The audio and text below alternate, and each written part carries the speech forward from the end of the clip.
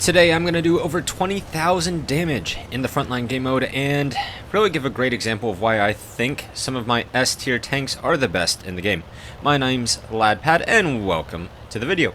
Starting off in Frontline, the whole purpose of this 30 versus 30 game mode is really to do as much damage as possible and to farm a bunch of credits, and I am definitely going to do both of those in this replay. We are on Normandy, and I am starting on the A flank on offense. Right away, I'm going to get into position on the flank, and I think this is one of the key things that you can do in a lot of your replays, is you need to go and flank as much as possible. Going down the middle, people in the middle generally get farmed, but if you're off on the side and something with some mobility and a nice accurate gun, you're going to be able to do a lot of damage here on the side. The Barask has fantastic mobility. It's got an incredibly impactful and powerful gun because with 360 alpha damage, you are able to just wallop opponents and then pull back. Right here, I'm able to put in a pretty large shell into that Centurion. Now with the Nomad coming in, I trust my camo enough to put in another shell, and in just about the first minute of this replay, I've repositioned into a great spot and I'm up to 1500 damage. And that is what the Barask is amazing at. You can get spotting damage, you can be sneaky, you actually don't get spotted if you know what you're doing, and being able to play with bushes allows you to output a ton of damage and take very, very little in return. Right here, I'm aiming for the Chrysler. Unfortunately, the downside of the Barask is that its gun isn't very accurate. If you're firing 2 at range, you'll normally hit 1, but it's very likely that you will miss 1 of 2. And so, while admittedly that was an expensive miss, I'm still outputting a ton of damage, and I'm well on my way to getting Sergeant. You will see into the top left of this that I am a private. Right here in the top left is the ranking system. The higher you go, the more credits, I believe the greater a boost to credits and to experience that you end up getting. And so your goal needs to be trying to hit general as often as possible. I'd say for a good player, you can hit general probably over 90% of the time, and I'm able to do it with some regularity so long as the games aren't steamrolls and I don't play like an idiot. Right here, I'm once again in a sniping position, just trying to get side shots. I also know that my team is capping this flank, and that means that all of these enemies are about to be on the run, and I'm going to put in a mag or 2. This is something you really need to be aware of. There are ebbs and flows in your battles. When you capture a flank, all the other enemies have to get out of the position they were just in. And so you need to recognize this fact and pay attention to it and take advantage of it. I know that these nomads have to get out of the game, or they have to get out of this section because we just capped the A slot, and this means that we get to chase them as they have to get out. If you don't get out of the section that's been capped, then you get artillery striked and you are immediately dead. And there are no ifs, ands, or buts. There's no dodging it. There's no skill involved. It is just simply a dead zone. Unfortunate miss right there. If I'd fired a little bit sooner, I'd have a chance. However, in a tank like the Barask, you have to aim for long periods of time. Another thing you're going to notice in this replay, I'm going to fire a ton of gold rounds. And I know the point of Frontline is doing as much damage as possible and getting credits. And in my mind, I think premium ammo generally pays for itself. If you're spending 1,000 credits per shell and bouncing, then you're just losing credits. If you're spending, like I am, around 4,800 credits but penetrating, then you're having an immense impact and you're just having more fun. I work a full-time job. I am a teacher, and I'd way rather just spend a few more imaginary credits and watch my shells penetrate what I'm aiming at. I don't want to risk a bounce or 2, and while yes, a mag into the TVP 100 with gold rounds is unnecessary, it saves me a bunch of hassle, and I'd much rather deal with ammo cost than the frustration of missing. Right here, I put in a blind shell and clean up the TVP 100, which is the direct counter to this tank. The TVP 100 is an incredibly dangerous machine. It does, on average, 420 damage every 4 seconds if the TVP is firing HE. And TVPs have some of the best HE rounds in the entire game, and so they will fire these at Barasks all the time. Notice here, I want to get up onto the flank. Once again, I'm pushing along the side of this, However, I get spotted and I don't want to push into an enemy that I cannot see. The KPZ, like the TVP-100, has excellent HE shells and it will tear up my tank if I'm not careful. However, now that I know that HWK-30 is going to push up with me, I am feeling a little bit more comfortable. I'm going to pop in 2 shells, I get promoted to Lieutenant, and then I find out something really bad for me, which is that there is an ISU 152K ahead of me, and it slaps me for 772 damage. However, in this game mode, I think the most important ability right here is probably your 9 key. It's your heal.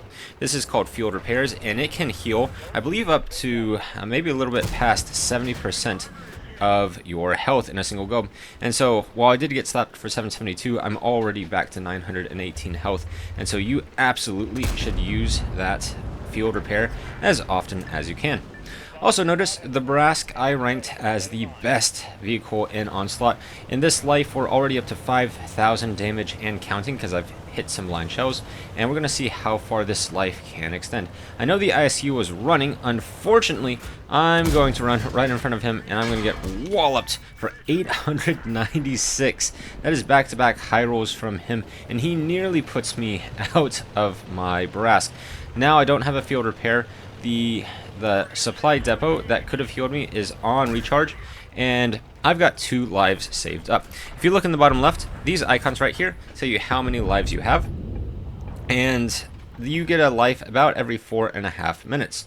Because of this, I know that if I die, I can respawn in a tank, and I can even perhaps go into a more advantageous flank, so I don't feel any pressure at the moment to heal myself. It's okay if I die, and in Frontline, you really need to be just okay with the concept of dying. If your death promotes something or accomplishes an objective that you were hoping for, then it's okay to die so long as you've got lives saved up. Right here, I'm going to push my luck as far as I can, do as much as possible before inevitably dying. Now, I said the field repairs on your 9 key are the most important because it's a heal. This is essentially having an extra, depends on your tank, 700, 800, 900 health in your back pocket. This isn't a 1250 health point Brask. This is more like a 2000 hit point Brask, and that's really critical. The second most important ability in my mind, and the second one you want to bum rush, is going to be the landmines, and I'm going to show you exactly why in a very short succession. I am pushing into the face of my enemy. I see the Scorpion, so I immediately pop my 7 key, drop down the mines, and that means as soon as he pushes me, and he definitely is, he's now a guaranteed kill. I get some stunning damage, which I believe is going to help my credit income, and that Scorpion ends up dying. Yes, I lose my 22 health, but I've got plenty of tanks to spare, plenty of lives. Now I'm going to pop into another tank that I rated in S tier. This is the LT-432. The LT-432, its main selling point, of course, is that it's a light tank, and it goes very, very fast, around 65 to 70 kilometers per hour. It's got decent damage per minute. It's got wonderful high explosive shells that do 300 ALF damage, and that's 300 damage every, don't know where that shell went, perhaps server lag. These shells do 300 damage every 4 seconds, so that is incredibly powerful. And right here, I get set on fire for the first time in this replay, and keep counting how many times I get set on fire, because it's going to be constant. I don't know why, but I'm going to burn consistently, and it's going to cost me quite a bit in this replay. Right there, that Scorpion hit me for 486 plus a 333 fire. However, in a game mode like this, where you've got plenty of healing, I am actually completely unfazed. I know I've got a healing depot right in front of me, and I'm going to use that and then show you exactly why I picked the LT-432. In your light tanks, you have mobility, and on a map like this, one of the best opportunities in the entire game is breaking through a single flank. Because if you cap D, you now have access to the objectives, and you need to kill 3 of these artillery batteries. What you're able to do, and one of the best strategies in this game mode, is taking a light tank or something fast, and moving from whatever flank you're on, and swinging all the way over to the opposite flank, and trying to do as much damage to the objectives as you can. So, what I'm going to do is I'm going to pop into the healing depot, get to full health, and then I'm going to charge to some objectives, whatever I can reach safely, and I'm going to put in a ton of damage. Also notice that as I was healing, I didn't just stay still. towards the end of my heal, I started moving forward, and that's just a little tiny tip that'll get you a couple extra seconds in your replay to get you a bit of an advantage. Now, right now, I'm watching very carefully on my mini map rings, because these spotting rings on the map tell me how far away I can be spotted. With my camo, it's likely that I'm going to be able to stay out of range of plenty of tanks, and so if I can keep them at about 350 meters, I'm probably not going to get spotted. Right here, I'm not trying to get to objective 1, and in fact with a mule there, I'm definitely not going there, but I am trying to get out of the gun line of my opponents, and I'm trying to stay, you'll see I'm staying about 450 meters away from the K2 and his ally. And that's because my goal is I want to free farm the objectives with nobody watching me. And so I'm staying as far away as I can, hoping that nobody's going to be in my way, and I get very lucky right there as I bounce a shell from the WZ. Now, I run into a T-28 prototype, and there's just no way that I'm going to get past him without getting spotted. Look at this, I'm trying to stay below the ridge and stay at 50 meters. Unfortunately, it's just not quite possible, and so I will get spotted once again. So now, hoping that I don't get shot, I'm going to absorb a hit. There's a low health Scorpion in front of me, but my goal is not to get kills at the moment. I just need to push onto the objectives. While I've got the opportunity, I'm going to free farm this T-28 prototype and then get out of dodge. With just enough time to kill the T-28 prot, I'm going to keep moving on, and right now I'm thinking, what if I get to objective 3? Objective 3, if you take a look out, is going to be up high. It's very hard to access, and the most important thing to kill in your games is the middle objective. That's because a lot of enemies will want to clump around the 2, 3, 4 area later on in the game, and if you can kill the third objective, that middle objective, then that forces your opponents to split up, and it's much easier to kill things throughout. The middle objective, always the hardest one to kill, but if you can take a light tank and do what I'm doing right here, you can get a lot of things done. Now, notice something really important. I'm coming behind the objective. I notice that the TVP is chasing me over here, and I load in high explosive. If you shoot these weak spots, you're looking where I'm aiming right now, these are auto penetrations with almost any shell in the game.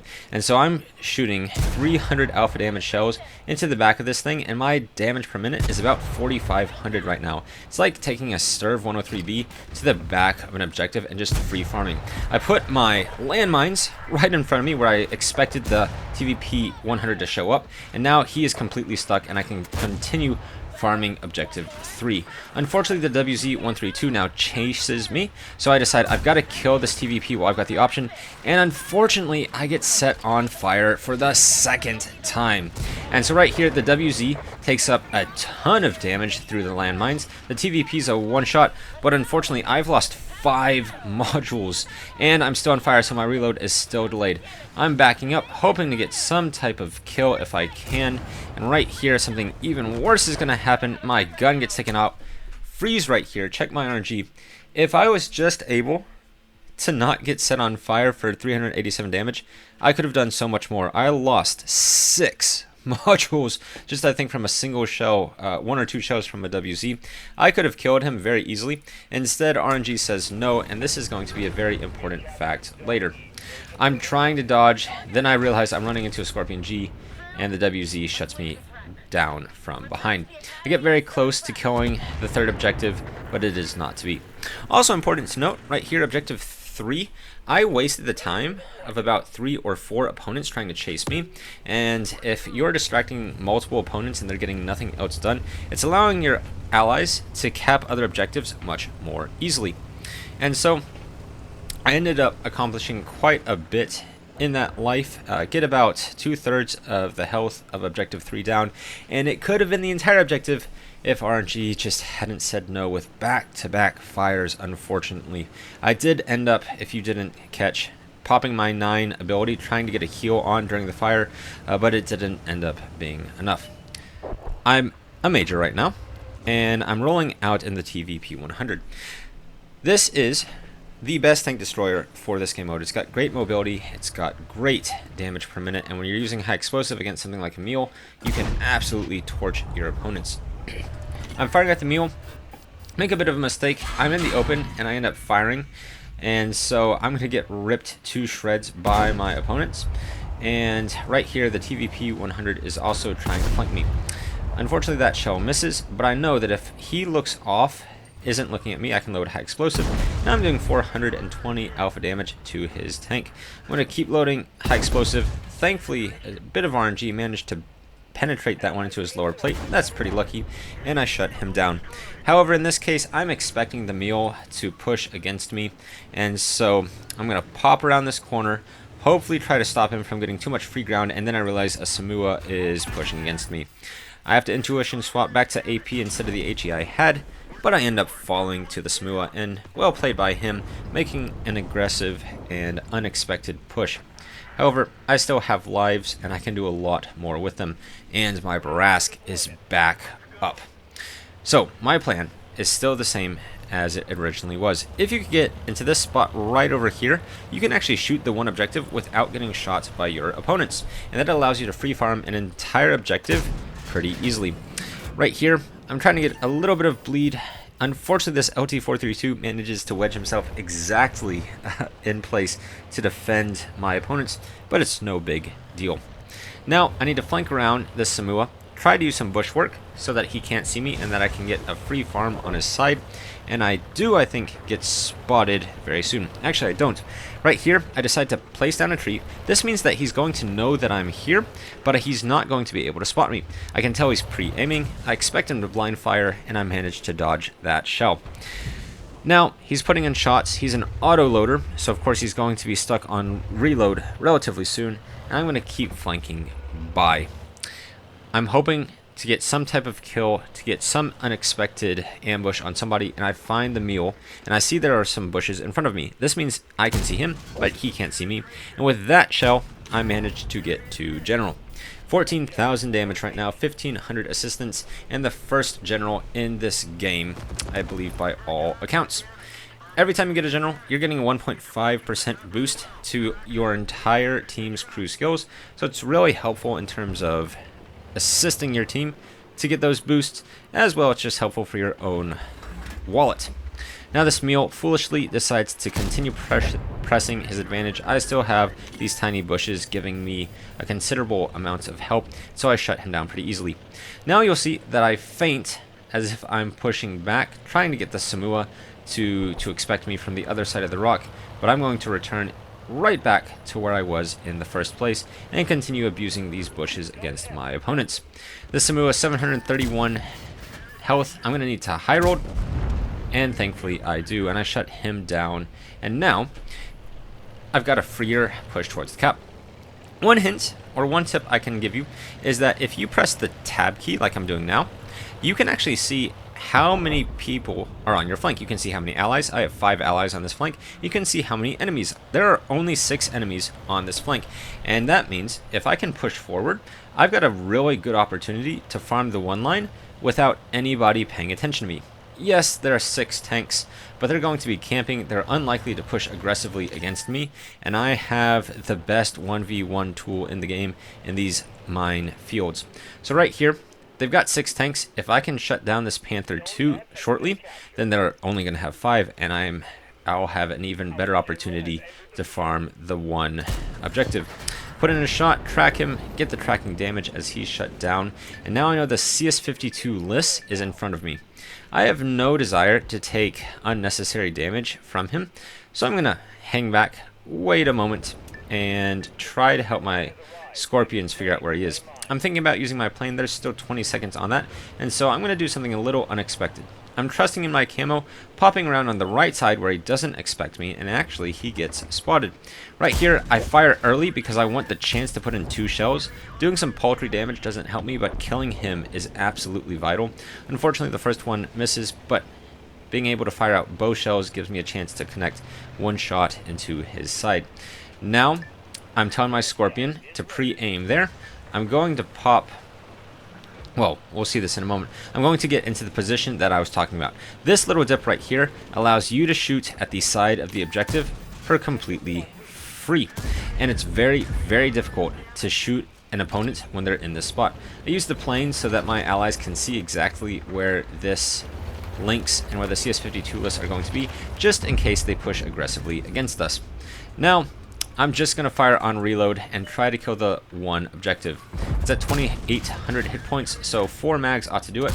I don't know why my Scorpions aren't helping me shoot this. They're somehow bouncing, which is pretty hard to do. I guess I should make a note: if you're shooting the objectives from the side, you need to shoot where I'm shooting right now.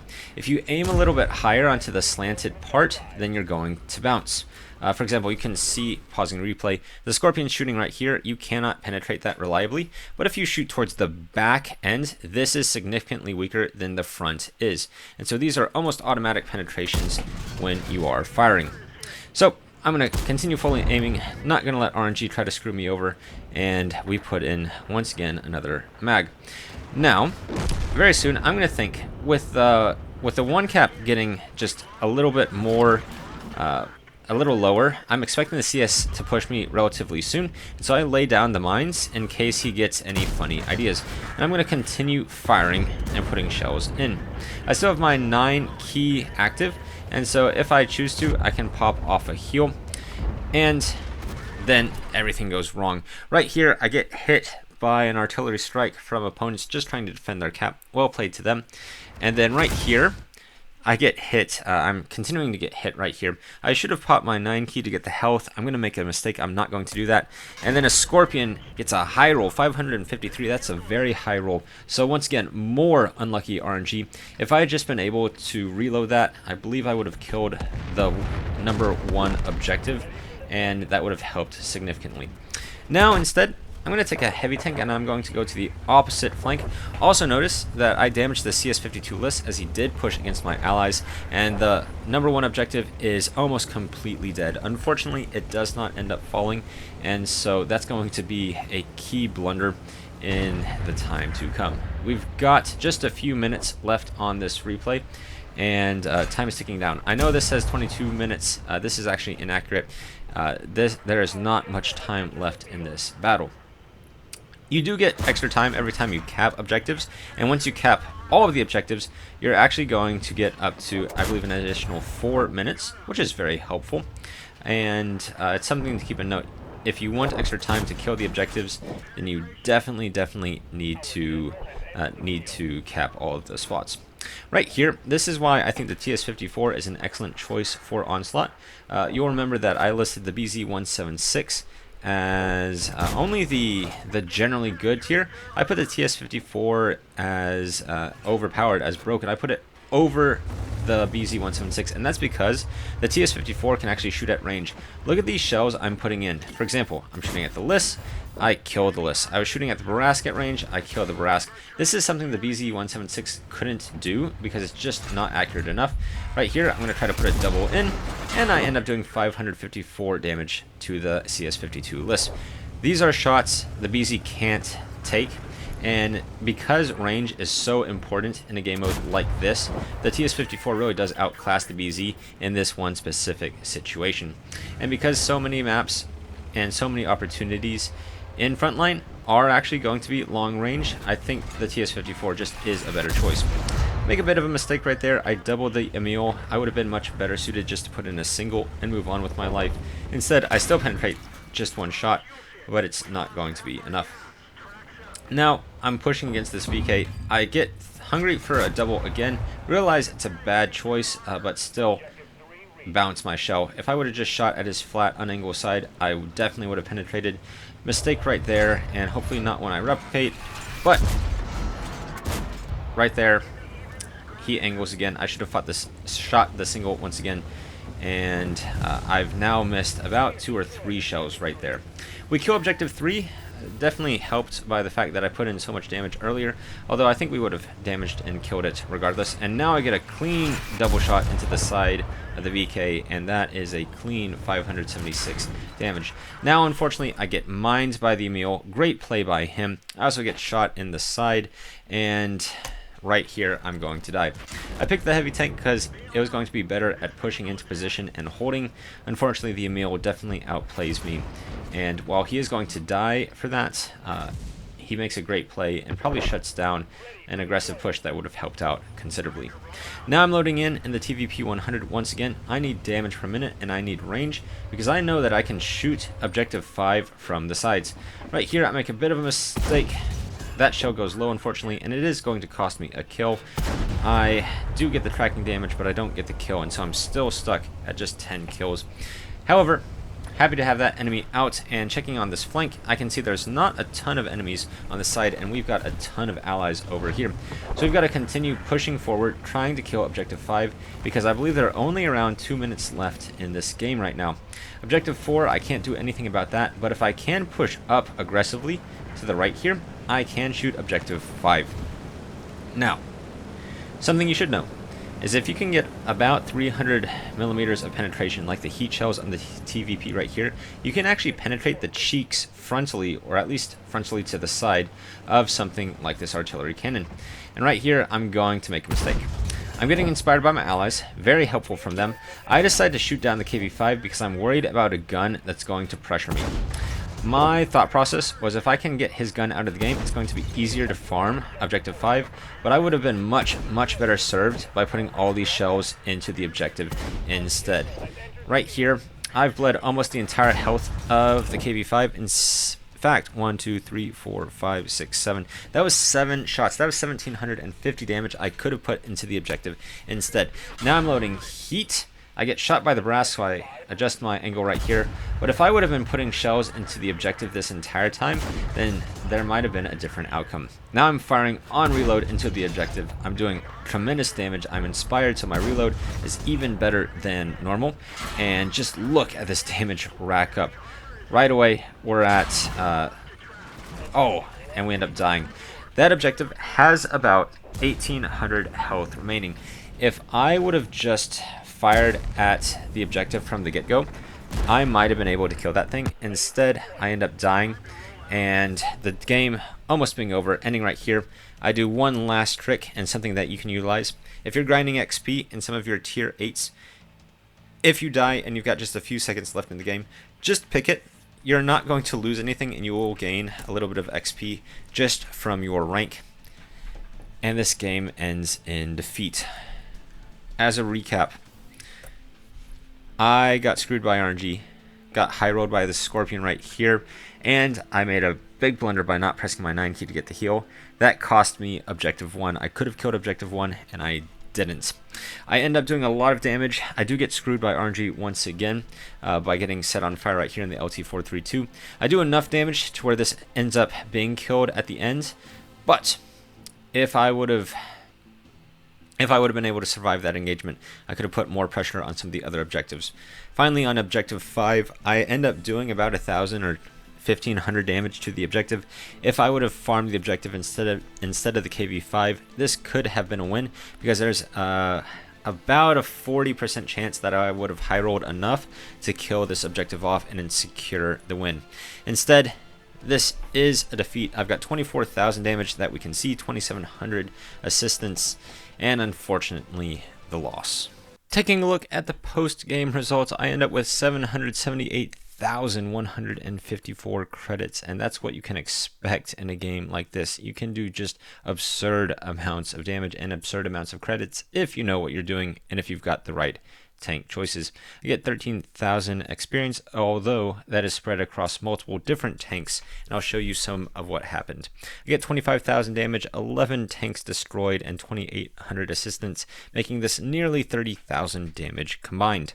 Taking a look at the team list, I do 25,245 damage overall, and I top score by about a mile. The opponents, shout out to them, had multiple generals. Unfortunately, my team only had one person hit 10,000 or more damage, and everybody else had fairly mediocre games. By contrast, the opponents had 5 players that went for 10,000 plus, and a shout out to them for having some very good games. Looking at a breakdown of what I did in specific tanks, I ended up playing the TS-54 for 1 round, the LT-432 for a round. I played the Barask twice, I believe, and the TVP twice. And of course, I played the UDES in the last few seconds, which is a tip that I'll demonstrate very soon. Get 25,000 shots. I shot 101 times, connected 64, penetrated 54. If I wasn't missing so many times, this definitely would have been a better result, and I would have made a lot more credits, because you'll see, although I made 778,000 credits, I spent 243,000 on ammunition, and that is the cost I pay for shooting so much premium ammo. I'm hunting for epic results. I'm hunting for games where I have a great time, and I can't be bothered firing ammunition. That's not going to get the job done. Yes, it perhaps does impact my credit earnings, but I think everybody should play the game the way they enjoy. And for me, I can't deal with the frustration of bouncing shells. Instead, my methodology is I'm going to shoot the round I think that is best for each situation, with no questions asked.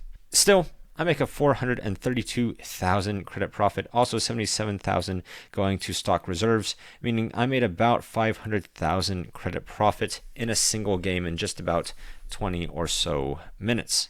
We can also look at the exact time of the battle. This took 26 minutes and ended up granting me 1,400 free experience. And 1,400 free experience is a pretty sizable amount and pretty fantastic overall. Looking at the specific tanks, the TS-54, I could have done a lot more. That Emil 1951 absolutely outplayed me, and what ended up being a 2,500 health or 2,500 damage life probably could have ended up being 3 or 4 or 5,000 if I had played a little better. Unfortunately, I believe I end up losing credits in this battle because I fired 6 shells that didn't penetrate, and for whatever reason I didn't end up making a lot of credits from my damage, likely because I was shooting at range.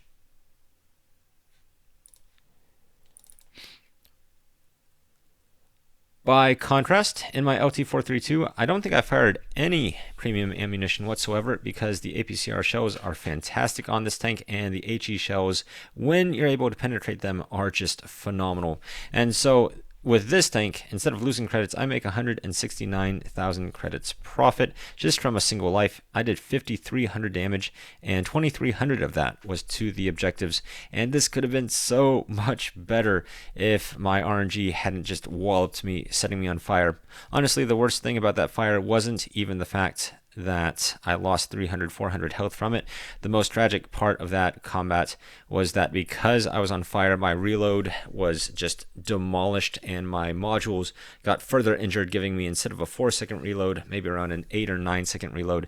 If I have my modules, if I have a regular crew that's not burning alive on the inside, I probably kill both the WZ and I definitely kill that TVP 100, and I've got a chance at solo killing the objectives. Unfortunately, that did not happen with this game.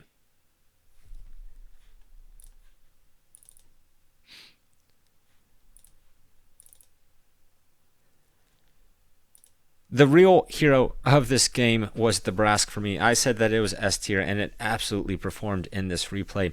I ended up with 332,000 credits, and 170,000 of that is going to be profit. I do 13,000, nearly 13,000 damage in 2 lives in this tank, and also I do 2,800 to the objectives. If I press my 9 key, or if I don't get high rolled by that Scorpion, I would have killed that objective, and that would have been enough for the win. Unfortunately, RNG and a lack of skill told me no. Still, 13,000 damage in 2 combined lives with 1,745 assistance is a phenomenal result and really demonstrates what this tank is capable of.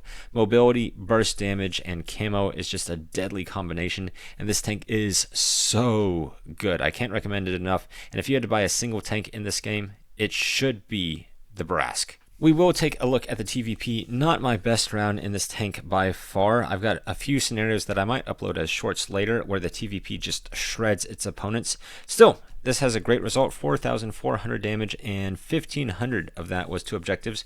If I would have shot the objective instead of the KV-5, that would have been 7 more shells, so that would have been about 3,250 damage to the objectives and potentially a win. However, it wasn't to be, and with 117,000 credit profit, I get a pretty good result.